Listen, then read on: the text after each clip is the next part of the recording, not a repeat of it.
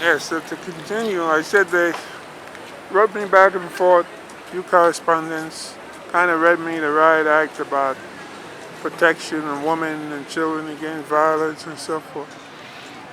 That's all fine and dandy, but you know what? You shouldn't have policies in place to protect one set group of people and you violate the rights of others. Now, if I were like 25 years old, 22 years old, I wouldn't really give a damn, you know? Because at that age, you could run up and down the steps. I used to. But I'm an older man now. If I try to run, I'm going to fall. And not only that, when you stand on the upper level of the double-decker deck, you have to like bend your head. And I'm tall, you know? I'm tall, so you have to bend your head. So it's not like I can walk straight. So when you bend your head and you have stuff in your back, like my backpack, and the bus is moving, you know, shaking, moving, that's not a nice combination. Also, there's a camera up there too. The driver could look up and see who's coming down. So that's my issue. You see? Now they got other metro buses that are one level. That the front is for women and children only. The middle, I think, is mixed and something like that. Now that's different because with that kind of bus, you can exit. You know, there's no double decker. You don't have to go upstairs. You could come out right by the door. So you're not gonna have an issue. So if I were on a bus like that, I'm not gonna complain. You know, if they want to put women up front, I don't really give a damn because I know it's one level.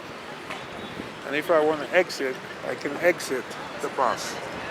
But once you have a double decker and you have stairs and you have to climb up, or you're forced to climb up, or you may have arthritis, you know, and that door is going to close in 5 seconds, you have to make it back down.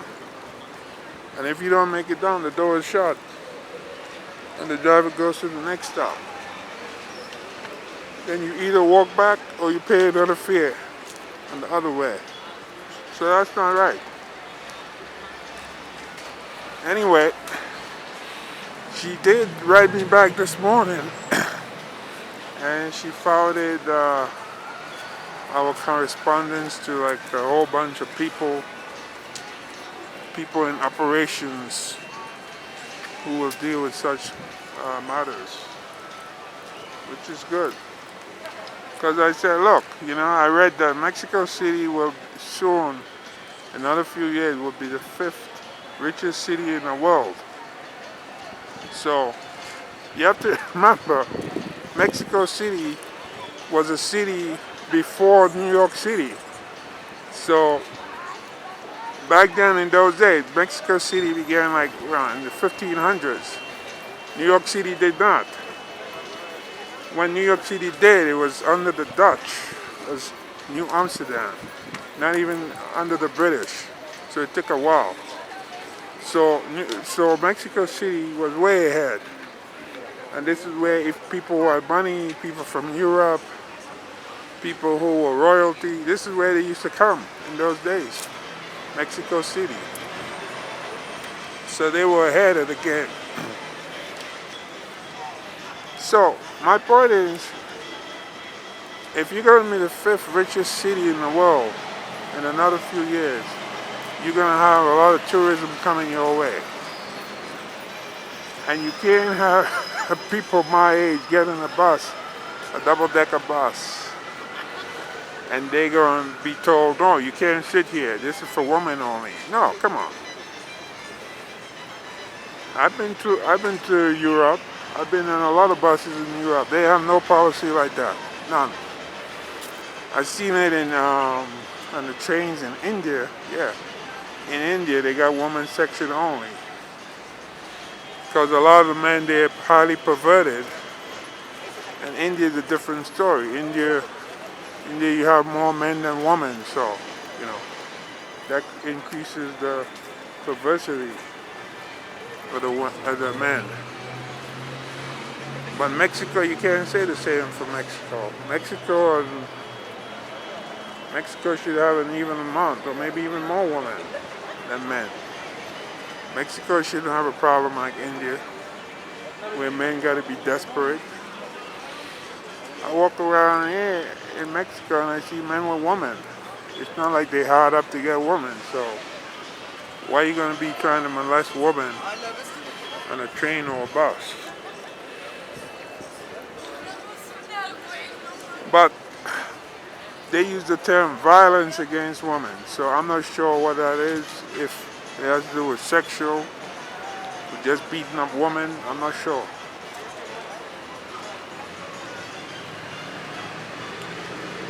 So here I am in this square.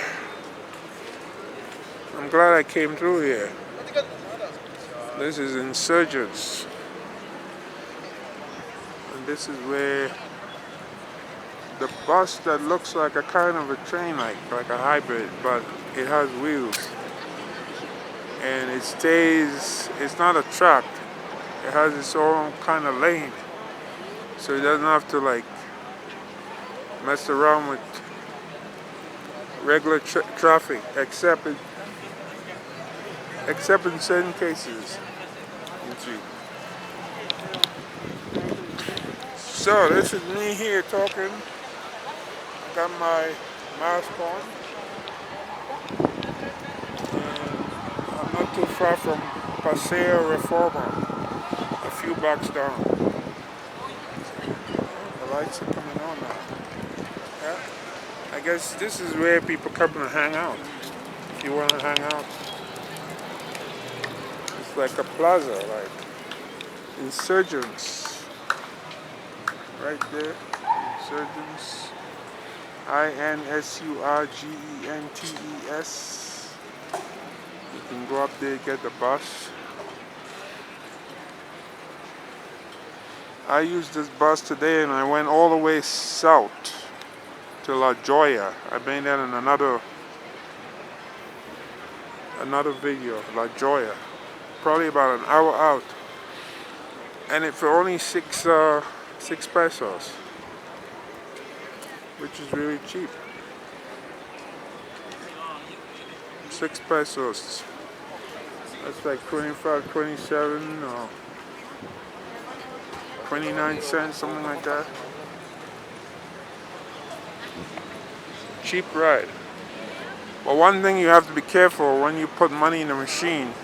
Like I put a 50 pesos, and usually that's where you say accept, and I clicked the wrong thing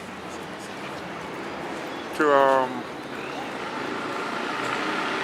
annul it, and it kept my money. So you have to be very careful here. Normally in the US, if you put money in a machine and it doesn't give you a service, it gives it back to you. It gives you back your money. But here in Mexico, you put money in and there's a slight error or you hit the wrong thing, it keeps your damn money. You know? So these machines here are thieves. You have to be very careful.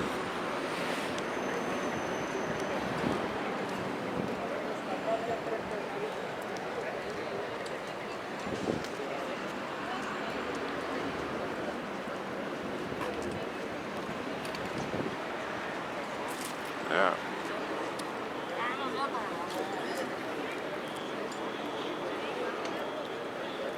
Plaza Insurgents.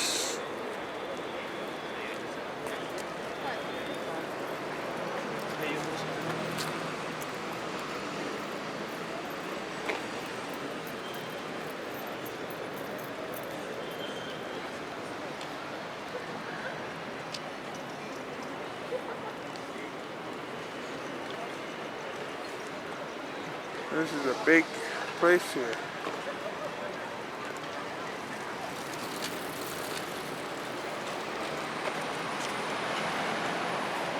see the sign right there. Insurgents. Right Yeah.